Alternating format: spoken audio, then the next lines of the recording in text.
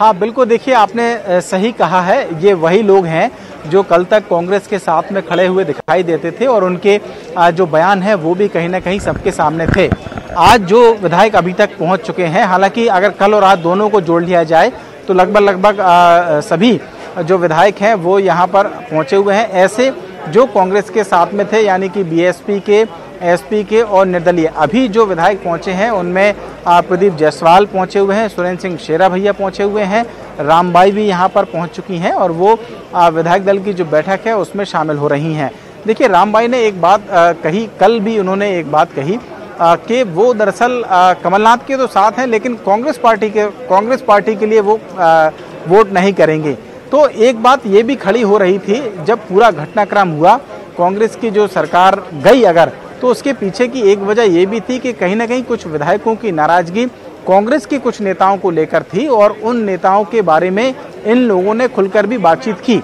आज की तारीख में वो ये समझ रहे हैं कि वो निर्दलीय है, एसपी या बीएसपी के विधायक हैं, उनकी अहमियत अगर वोटों के गणित के हिसाब से नहीं हुई, उपचुनाव के नतीजे नहीं हुए, तो फिर उनकी अहमियत शायद इतनी भी नहीं हो पाएगी कि वो मंत्रालय में एंट्री भी कर सकें, अगर वो कोई एक पक्ष लेकर साथ में नहीं चलते हैं तो संभावित जो नतीजे हैं या संभावित राजनीति का परिदृश्य है, शायद उसको देखते हुए ये सभी लोग आज बीजेपी के पाले में आ गए हैं। कल वो देख रहे थे राजनीति का माहौल कांग्रेस की तरफ था तो वहां पर थे। जहां तक बात बीजेपी की है तो राजनीति में अपनी सभी संभावनाएं और सभी जो पत्ते हैं वो खुले रखने चाहिए, सभी संभावनाओं को खुला रखना चाहिए। कल को उपचुनाव के नतीजे अगर मान लीजिए कि इधर उधर हुए और फिर सरकार पर कोई खतरा हुआ तो फिर इनकी अहमियत बढ़ जाएगी और तब ये लोग कहाँ खड़े दिखाई देंगे। तो निश्चित ही है कि उनको अभी साध कर चलना है। ये सारे जो प्रदेश नजर आ रहे हैं वो कहीं ना कहीं बिल्कुल ठीक, शायद यही वजह है कि पीसी शर्मा साहब खुल के उनकी आलोचना नहीं कर रहे।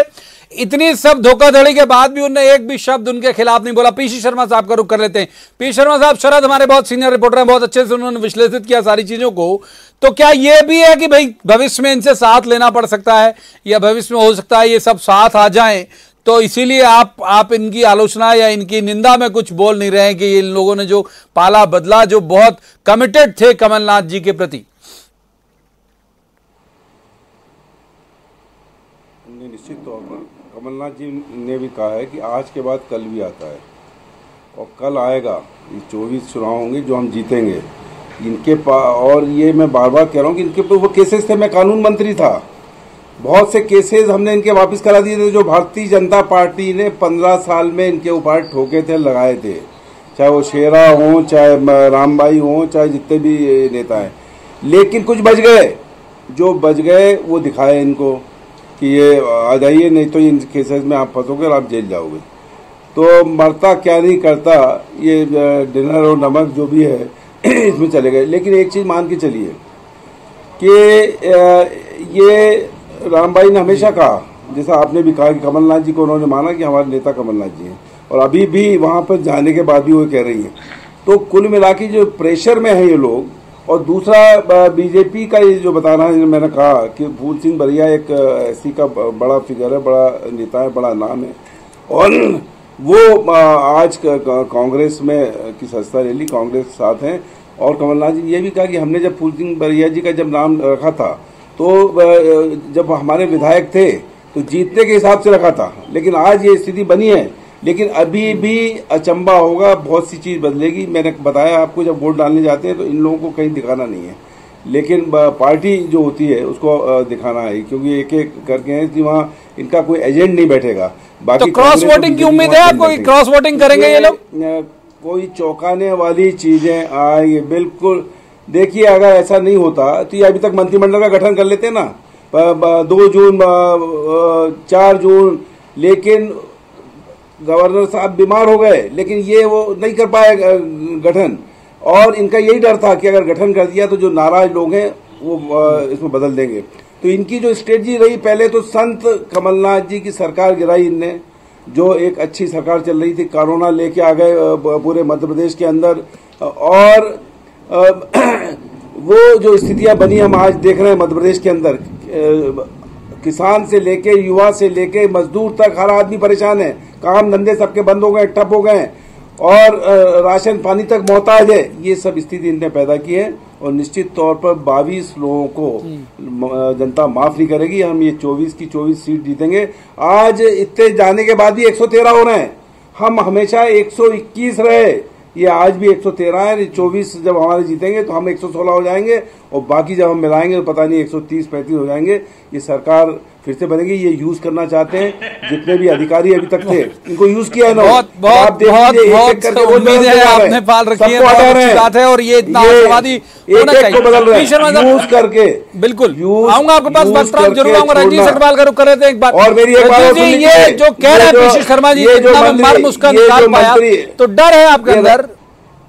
रजनी, देखिए, मैंने पहले भी कहा, कई बार आपके चैनल पर भी कहा, भारतीय जनता पार्टी के खुद के 107 विधायकों की संख्या है। 116 में बहुमत होता है जब 230 का पूरा सदन होता है। तो कांग्रेस के कितने हैं? 92। और अभी जो उपचुनाव है सारे के सारे जीतने की जरूरत है। और हम और आप और मध्य प्रदेश की जनता जानती है कि इनके हस्र 24 विधानसभाओं में क्या है, प्रत्याशी नहीं है ढूंढने को।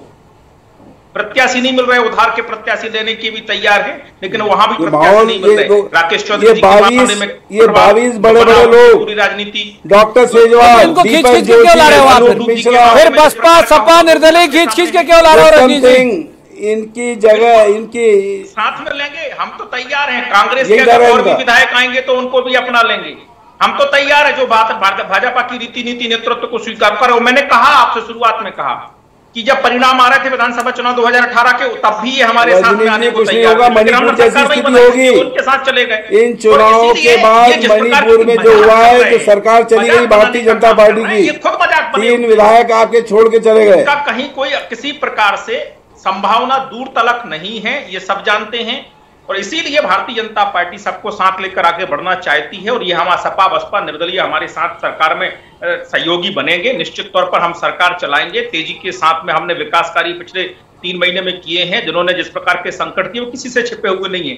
आज तो कांग्रेस में फूल सिंह बरैया को, अरे अपने मंत्री बना नहीं पा रहे रंजीत जी, आप अपने नेताओं को मंत्री बना नहीं पा रहे। और ये जो गए हैं इनके लिए कोई ऐसी खोजी पत्रकारिता करके नहीं बता रहा हूं। ये तो चीख चीख के कहते हैं कि हम तो साहब मंत्री ही बनना चाहते हैं। जो अभी आपके साथ अभी डिनर में शामिल हो रहे हैं, ये तो चीख चीख के कहते हैं कि हम मंत्री बनना चाहते हैं। आप अपने नेता बना नहीं पा रहे हो। ये और साथ में गाड़ी में बिठा लिए आपने। कंगन को आरसी क्या, पढ़े लिखे को पारसी क्या, आगे आगे देखिए होता है क्या। सबके सामने सब आ जाएगा। भारतीय जनता पार्टी को अपने आप अभी कहा भी है कि भरे पेट हो फिर भी क्यों खा रहे हो। तो लेकिन मैंने कहा कि हमें सबको साथ लेके चलना, सबका स्थान है, सबका सम्मान है। ये मंत्रिमंडल का, ये किसी कोई सौदा समझौता वाला मामला नहीं है। और मैंने कहा, जब हम तो शुरुआत परिणाम की भी के बारे में भी बता रहे थे आप